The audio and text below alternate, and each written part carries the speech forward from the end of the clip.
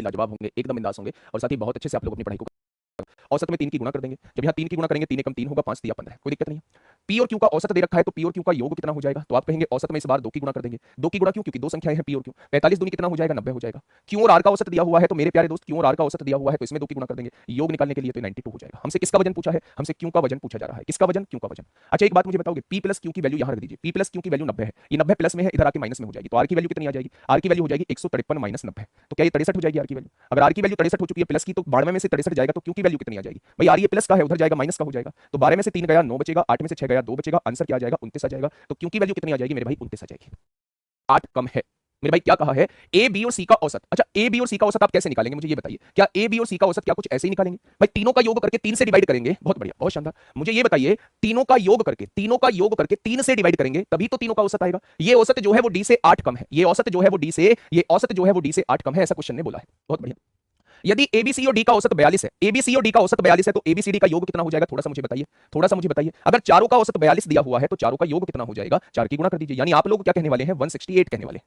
आप लोग क्या कहने वाले हैं, 168 कहने वाले हैं। अच्छा आप मुझे एक चीज बताएंगे, आपने कहा जी पूछो, चीज बताने के लिए ही तो बैठे हुए हैं हम लोग। क्या ये 3 जो डिवाइड में है इधर आके मल्टीप्लाई में हो जाएगा, आपने कहा जी बिल्कुल हो जाएगा। 3 की गुणा डी में होगी तो 3D हो जाएगा, 3 की गुणा 8 में होगी तो 24 हो जाएगा। क्या ये बात समझ में आ गई आप लोगों को, आपने कहा जी बिल्कुल आ गई बात। अच्छा ए प्लस बी प्लस सी को जोड़ के क्या आ रहा है, 3D माइनस 24, यहाँ लिख सकता हूँ क्या, ए प्लस बी प्लस सी को जोड़ के क्या मैं 3D माइनस 24 लिख सकता हूँ, बिल्कुल लिख सकते हो, और यहाँ डी पहले से मौजूद है, तो आपने कहा जी बात तो जम गई। अब मुझे ये बताइए माइनस 24 है, इधर आके प्लस 24 हो जाएगा, 3D और 1D 4D हो जाएगा। 68 और 24 8 4 12 को 2 हासिल 1 6 2 8 और 1 9 192, 4 से काटेंगे 4 चौक 16, 3 बचेंगे 4 8 32। क्या डी की वैल्यू 48 आ चुकी है।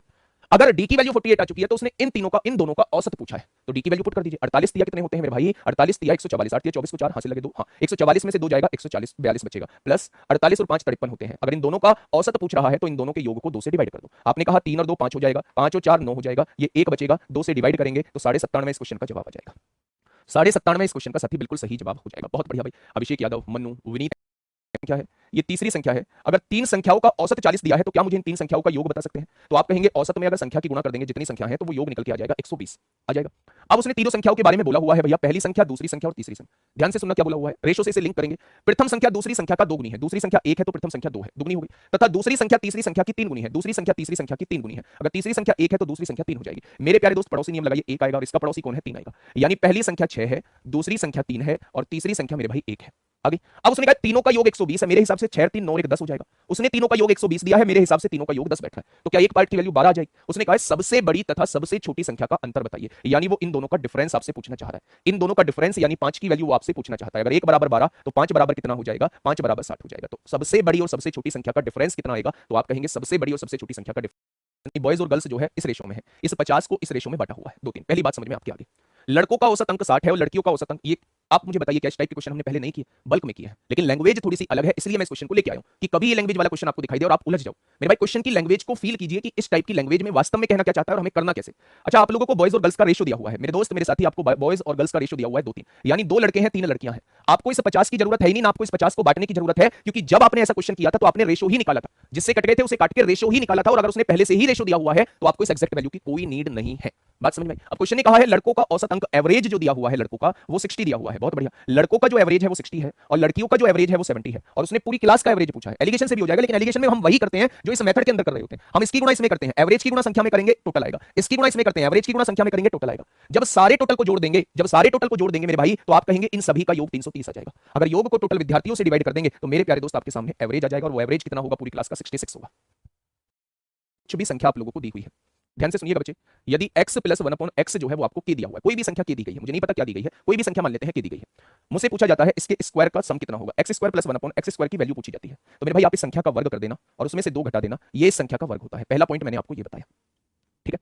अगर मेरे प्यारे दोस्त x प्लस 1/x k दिया हुआ है और आप लोगों से इसके घन का क्यूब पूछता है, तो घन का योग पूछता है, x cube plus 1/x cube पूछता है मेरे भाई, तो मेरे प्यारे साथी आप इसका क्यूब करना और उसमें से इसका 3 गुना घटा देना।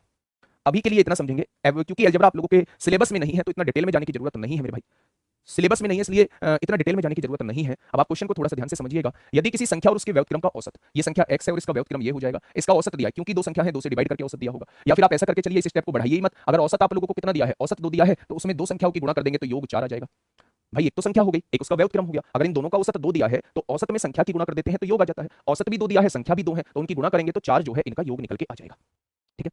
उस संख्या के घन और घन के व्युत्क्रम का औसत क्या होगा, वो आपसे इसका औसत पूछ रहा है। इसका औसत पूछने का मतलब है पहले इन दोनों का योग निकालिए और फिर 2 से डिवाइड कर दीजिए, तभी तो औसत निकल के आएगा। आपने कहा जी बात तो बिल्कुल ठीक है। अभी मैं आपको क्या बता के आया हूं कि अगर x प्लस 1/x जो है वो 4 दिया हुआ है और आपको x cube plus 1/x cube चाहिए, तो इसका क्यूब करिए, 4 चौक 16 चौका 64, उसमें से इसका 3 गुना घटा दीजिए, 4 की गुना 3 में करेंगे 12 घटा दीजिए। क्या ये योग निकल के आ चुका है? उसे 2 से डिवाइड करेंगे, एवरेज निकल के आ जाएगा। 64 में से 12 जाएगा तो 52 बचेगा, और 52 को अगर 2 से डिवाइड करते हैं तो आंसर कितना आ जाएगा? आंसर जो है वो मेरे प्यारे दोस्त 26 आ जाएगा। आंसर जो है वो कितना दोस्त, तो हर एक क्वेश्चन को मैंने उसके अंदर इंक्लूड किया है। ठीक है बेटा, क्या समझ नहीं आया? आप मेरी बात इस टाइप का क्वेश्चन पूछा गया, आसान होता है वो मैं मानता हूं, लेकिन पता होना चाहिए। ध्यान से सुनना मेरे प्यारे दोस्त, मेरे सामने लगातार संख्याएं दी हुई हैं 15, 16, 17, 18, 19। मेरे सामने लगातार संख्याएं दी हुई हैं 21, 22, 23, 24। मेरे सामने लगातार संख्याएं दी हुई हैं, गैप सम संख्याएं दी हुई हैं, मान लीजिए 32, 34 और 36 और 38 और 40। मेरे सामने लगातार संख्याएं दी हुई हैं 42, सम संख्याएं 42, 44, 46 और 48। मेरे सामने एक ऐसी श्रेणी दी हुई है जिनके बीच का अंतर समान है, 12, 17, 22, 27, 32। ये 5 क्वेश्चन मैंने आपके सामने लिखे, बहुत छोटे छोटे क्वेश्चन आपके सामने लिखे हैं 5। मैंने आपसे ना इसका एवरेज जानना चाहा, मैंने इनका एवरेज जानना चाहा, औसत जानना चाहा। आपने क्या किया? आपने किया जी सबको जोड़ देंगे, क्योंकि आप एवरेज पूछ रहे हो। 5 और 6 11 7 18 8 26 9 35 को 5 हासिल 3, 3 और 1 4 और 1 5 और 1 6 और 1 7 और 1 8। आपने कहा कि योग को 5 से इसलिए डिवाइड करेंगे क्योंकि 5 संख्याएं हैं, तो इसका एवरेज कितना निकल के आ जाएगा? 17 निकल के आ जाएगा। ठीक है, मैं आपसे एक बात बताने की कोशिश कर रहा हूं कि जब भी आपके सामने लगातार संख्याएं दी गई हों, लगातार विषम संख्याएं आपके सामने दी गई हों, लगातार सम संख्याएं आपके सामने दी गई हों, लगातार प्राकृतिक संख्याएं आपके सामने दी गई हों, तो उसमें ठीक बीच वाली संख्या जो होती है वो एवरेज होता है। पहला पॉइंट, उसमें ठीक बीच वाली संख्या जो होती है वो एवरेज होती है। इनमें बीच वाली संख्या 2 इधर काट दीजिए, 2 इधर काट दीजिए, ठीक बीच वाली संख्या एवरेज है। क्या एवरेज 17 यार? आपने कहा जी बिल्कुल ठीक बात है। पहला पॉइंट ये कहता है कि अगर आपके पास लगातार प्राकृतिक संख्याएं हैं, लगातार सम संख्याएं हैं, लगातार विषम संख्याएं हैं, तो उनका एवरेज निकालने की आवश्यकता नहीं है। ठीक बीच वाली संख्या जो होती है वो एवरेज होती है। अगर आप ये भी नहीं निकाल पा रहे हैं कि ठीक बीच वाली संख्या, तो पहले और आखिरी को जोड़ के जस्ट आधा कर दीजिए, एवरेज आ जाएगा। आपने पहले और आखिरी को जोड़ा, 15 और 9 कितना हो जाएगा? 34 हो जाएगा, और इसको जस्ट आधा कर दीजिए तो एवरेज क्या आ जाएगा? आपने कहा जी 17 आ जाएगा। क्या 3 तरीके हम लोग डिस्कस कर चुके हैं? यानी कि अब जब लगातार संख्याएं होंगी तो एक तो ठीक बीच वाली संख्या एवरेज होगी, एक सभी का योग निकाल के संख्या से डिवाइड कर देंगे अपने ट्रेडिशनल मेथड से, तो उससे भी एवरेज आ जाएगा। एक और कांसेप्ट होता है कि जब लगातार संख्याएं होती हैं तो पहले और आखिरी को जोड़ के आधा कर देते हैं तो भी एवरेज निकल के आ जाता है। आपने वही चीज यहां देखी, ये भी लगातार संख्याएं हैं, ये भी लगातार संख्याएं हैं, लेकिन यहां देखोगे ठीक बीच में कौन सी संख्या आएगी? यहां आएगी कोई संख्या ठीक बीच में, यहां 22 है, यहां 23 है। 22 और 23 के ठीक बीच वाली संख्या क्या होती है? 22 और 23 के ठीक बीच वाली संख्या 22.5 होती है। 22 और 23 के ठीक बीच वाली संख्या 22.5 होती है। या तो आप चारों का टोटल करके 4 से डिवाइड करोगे तब भी 22.5 आएगा, लेकिन मैंने बताया अगर लगातार संख्याएं हैं तो ठीक बीच वाली संख्या एवरेज होती है। यहां ठीक बीच में 2 संख्या आ रही हैं, या तो दोनों को जोड़ के आधा कर दो, या तो दोनों को जोड़ के आधा कर दो, या फिर इन दोनों के बीच में देख लो कौन सी संख्या पड़ेगी, 22.5 आ जाएगी। या फिर पहले और आखिरी को जोड़ के आधा कर दो, 21 और 24 कितना हो जाएगा? 45, और 45 को 2 से डिवाइड करेंगे तो भी 22.5 आएगा, तो भी 22.5 आएगा। आ जाएगा क्या? तो आपने कहा जी बिल्कुल आ जाएगा।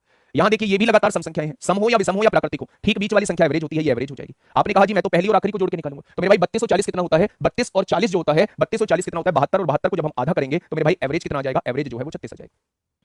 ठीक है, अगर यहां देखें तो ये भी आपके सामने लगातार सम संख्या है, बीच में तो कोई संख्या आ नहीं रही है, तो बीच में यहां एक संख्या आएगी। 44 और 40 के ठीक बीच में 45 होता है, 44 और 40 के ठीक बीच में 45 होता है, तो इसका एवरेज 45 हो जाएगा। आप कहोगे जी मैं तो ऐसे नहीं निकाल रहा, तो दोनों को जोड़िए, आधा कर दीजिए, या पहले और आखिरी को जोड़िए, आधा कर दीजिए, एवरेज आ जाएगा। यहां आपको बीच का गैप जो है वो बराबर दिया हुआ है। अगर बीच का गैप बराबर दिया हो तो आपको सोचने की आवश्यकता नहीं है मेरे भाई, उस केस में भी ठीक बीच वाली संख्या एवरेज होती है। यहां भी 22 हो जाएगा। 12 और 32 44 का आधा कितना होता है? 22 होता है।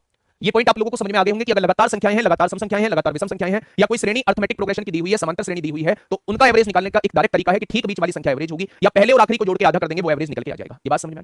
मैं एक छोटा सा पॉइंट और आप लोगों को बताता हुआ चल रहा हूं, ध्यान से थोड़ा सा सुनना। अगर आपके पास एक ऐसी श्रेणी है जिसमें एपी में चीजें दी हुई है, या सम संख्याओं की श्रेणी है, या विषम संख्याओं की श्रेणी है, या फिर लगातार प्राकृतिक संख्याओं की कोई श्रेणी दी हुई है बच्चे, ठीक है, मैंने आप लोगों से कहा मेरे पास जो है वो एक श्रेणी दी हुई है, 11 और 17 और 23 दिया हुआ है, और आप देखेंगे 6 जुड़ रहे हैं तो 29 आ जाएगा, और आपने कहा 6 जुड़ेंगे तो 35 आ जाएगा, और आपने कहा 6 जुड़ेंगे तो 41 आ जाएगा। क्या ये बात समझ में आ गई? मैंने आप लोगों से ये कहा कि ये आपके सामने क्वेश्चन दिया हुआ है, आपने कहा ये क्वेश्चन जरूर किसका है? एपी का है, क्योंकि इनके बीच का गैप कितना है? 6 का आ रहा है। इनके बीच का गैप कितने का आ रहा है? 6 का आ रहा है मेरे भाई। जब बीच का गैप जो है वो समान होता है तो श्रेणी किसकी होती है? समांतर श्रेणी की होती है, कोई दिक्कत नहीं। मैं आपसे ये कहना चाह रहा हूं कि एवरेज निकालने का तरीका मैंने आपको बताया है, पहले और आखिरी को जोड़िए और आधा कर दीजिए।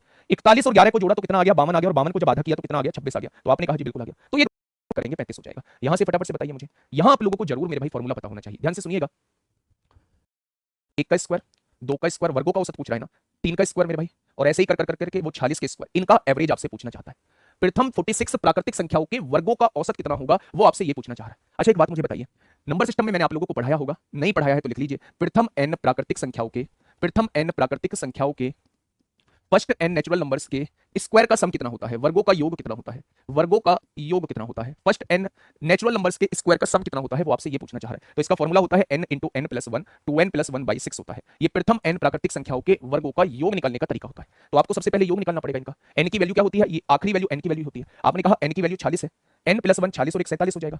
2n प्लस 1 क्या होता है, 46 दूनी 92 और एक 93 हो जाएगा। और जब मैं इसे 6 से डिवाइड करूंगा तो ये क्या निकल के आ जाएगा, ये इन सब का योग निकल के आ जाएगा। सर थोड़ा हार्ड क्वेश्चन लाओ बेटा, अभी हार्ड क्वेश्चन आएंगे बाद में, है ना। हार्ड क्वेश्चन आएंगे नहीं, आप 10 मिनट नहीं रुकोगे हार्ड क्वेश्चन पर, थोड़ा सा वेट करिए, बेसिक भी बताना होता है। आप जैसे सभी बच्चे होशियार नहीं है, सबको साथ लेके चलना होता है, पेपर में पूछे जाते हैं, 2017 में पूछा गया है, 2017 में पूछा गया है ना। तो थोड़ा सा पेशेंस रखा करिए, ऐसा नहीं है कि आप ऐसे ही आगे भागते रहेंगे। ये वो क्वेश्चंस हैं जो कभी कभी रेयर केस में पूछे जाते हैं। ये रहे 2017, ये रहे 2017, ठीक है। तो बहुत सारे क्वेश्चंस जो है वो कराऊंगा, अच्छे भी क्वेश्चंस आएंगे, थोड़ा सा टाइम लगेगा मेरे प्यारे दोस्त, टाइम लगेगा, हर टाइप के क्वेश्चंस कराने होते हैं।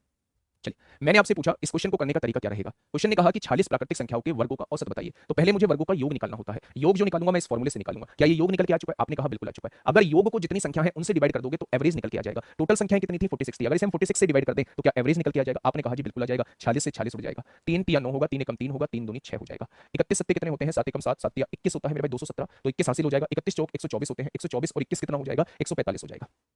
तो मेरे प्यारे दोस्त 2 से डिवाइड करेंगे, 2 सत्ते 14, 2 दूनी 4, 2 अट्ठे 16, 2 पंजे 10, तो आंसर कितना आ जाएगा 728.5 आ जाएगा। कितना आ जाएगा मेरे भाई 700। प्राकृतिक संख्याओं के घनों का योग क्या होगा, फर्स्ट 10 नेचुरल नंबर्स के क्यूब का सम क्या होगा। प्रथम n प्राकृतिक संख्याओं के घनों का योग क्या होगा, घनों का योग क्या होगा, घनों का योग क्या होगा, क्यूब का सम कितना होगा। तो मेरे भाई उसका फॉर्मूला होता है n इंटू n प्लस 1/2 का होल स्क्वायर। ये प्रथम n प्राकृतिक संख्याओं के घनों का योग होगा मेरे भाई। प्रथम n प्राकृतिक संख्याओं के घनों का योग कितना होगा, तो आप कहेंगे n इंटू n प्लस 1/2 का होल स्क्वायर। उसने कहा प्रथम 9 प्राकृतिक संख्याओं के घनों का औसत बताइए, तो पहले योग निकालना पड़ेगा। n की जगह 9 रखिए, 9 हो गया, 9 रे कितना हो जाएगा 10 हो जाएगा, बटे में कितना है 2 है, इसका स्क्वायर। क्या ये सम निकल के आएगा यहाँ से, अगर ये सम निकल के आएगा तो 9 का स्क्वायर कितना होता है 81, 10 का स्क्वायर 100 होता है। अगर मैं यहाँ से देखूं मेरे भाई 2 का स्क्वायर कितना हो जाएगा, 2 का स्क्वायर 4 हो जाएगा। क्या ये सम निकल के आ चुका है। अगर सम को जितनी संख्याएं हैं उनसे डिवाइड कर दोगे तो एवरेज निकल के आ जाएगा। अगर सम को जितनी संख्याएं हैं उनसे डिवाइड कर दोगे एवरेज निकल के आ जाएगा। 4 से काटोगे 25 बार, 25 निम्मा 225 होते हैं, तो क्या हो जाएगा आपके क्वेश्चन का जवाब 225 हो जाएगा। ठीक है, आज के लिए इतना ही। ये क्वेश्चन आपके लिए होमवर्क